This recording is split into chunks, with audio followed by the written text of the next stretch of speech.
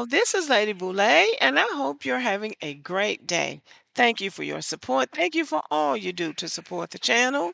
And yes, we are commanded to love one another, whether we want to or not, or whether we agree with each other or not. And y'all, it's getting serious out here.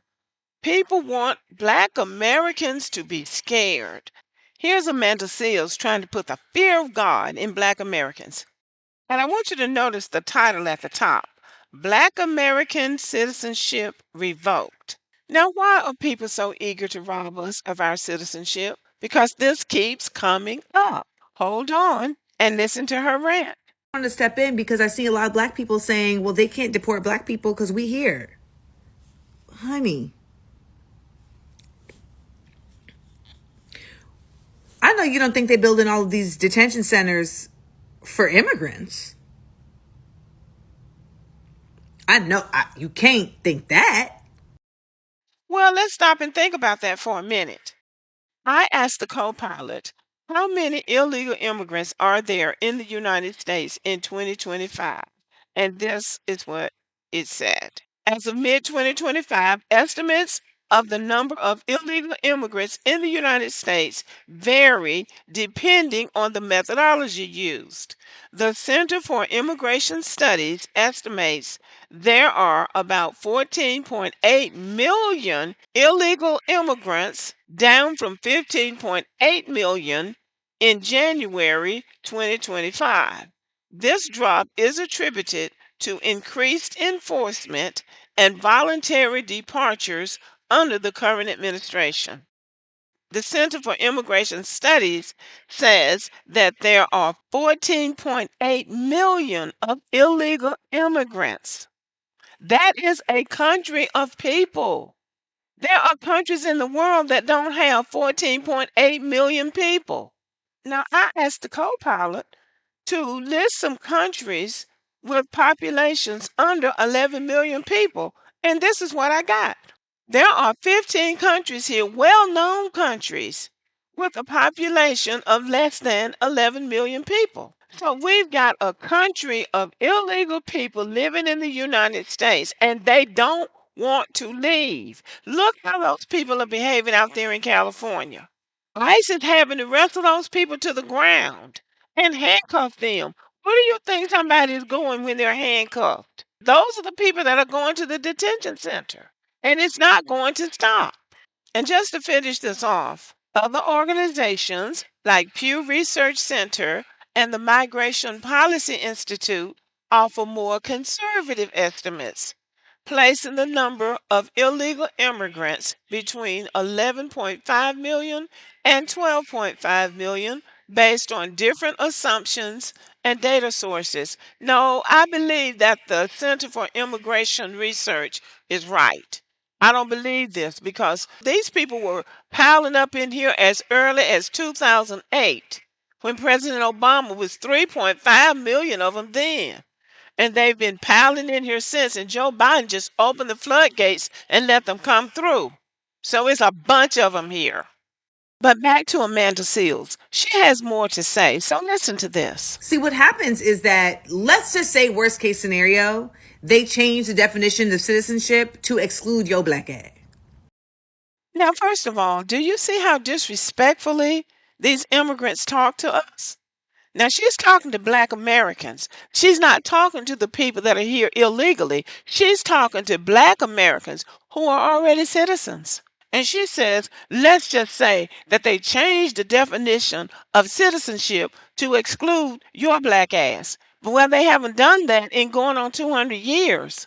So why would they do that now? They don't have to change the definition of citizenship to deport illegal immigrants. There is no provision in the Constitution to make people who come to this country illegally citizens.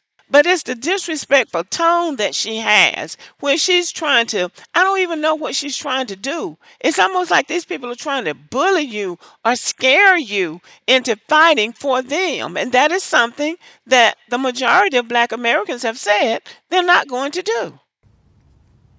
Now you are here illegally. And so the practice that they've been doing, running up on all these folks, they will now do to you. and they will put your ass in that jail to continue the tradition of slave labor that is already in the Constitution. They don't even have to change nothing for that. Now, y'all see what she's trying to do, right? She's trying to scare black Americans. You better get out there and fight now because they're going to change the meaning of citizenship. Y'all, I'm going to have to really go over what it would take to revoke the 14th Amendment. It is not an easy process. It is not something that Donald Trump can do with a stroke of a pen. And I have said this before, the Supreme Court cannot even revoke the 14th Amendment. It can interpret whether or not it's being applied according to the Constitution. But the Supreme Court cannot revoke the 14th Amendment. Yeah. And some people think that what I'm saying is some like real fantastical, impossible concept. It's not. The Supreme Court ruled in the Dred Scott case and basically said black people do not have rights. We are not citizens. So if anything goes left, we don't get to fight it the way that the other folks do. If you are a free black man and you get kidnapped and taken down south, you don't get due process. You don't get to fight it. Like, you don't get none of that. You better hope that somebody come and help you and save you, but it's not written down in the Constitution that you have rights. Okay, let's unpack that.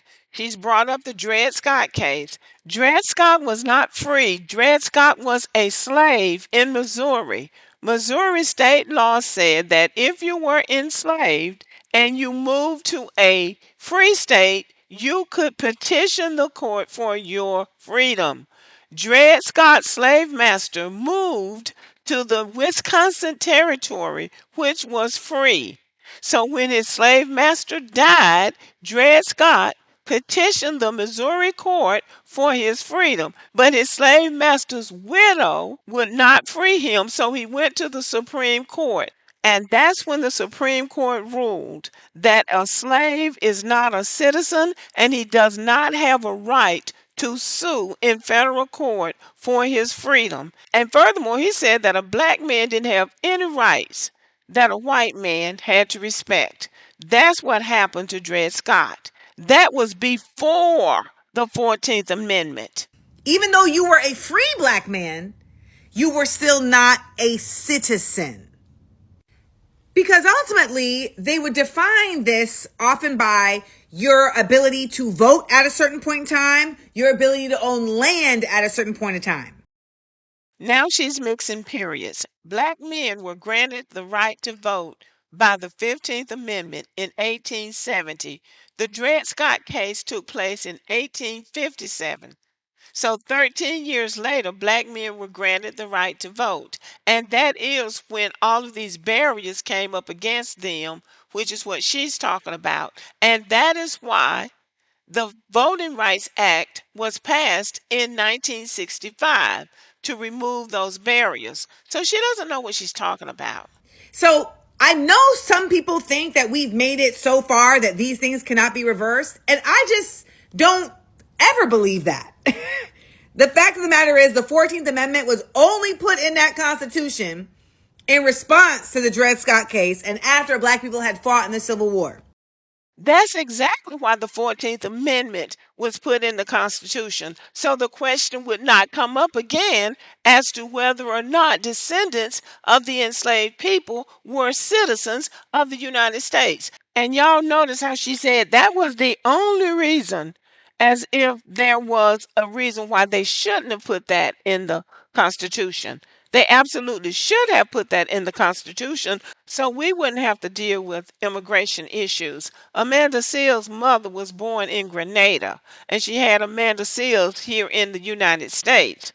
She says her father is a black American, but we don't know his name. So as far as we know, she might be an anchor baby.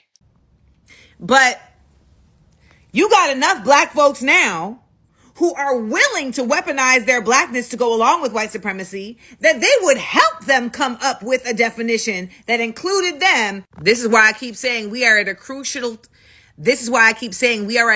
crossroads for what black identity is in this nation. And folks are going to be forced to choose. Am I black or am I American? Well, guess what, Amanda Seals? We don't have to make that decision. We are both. We are black and American. All right, y'all. We see what's going on now.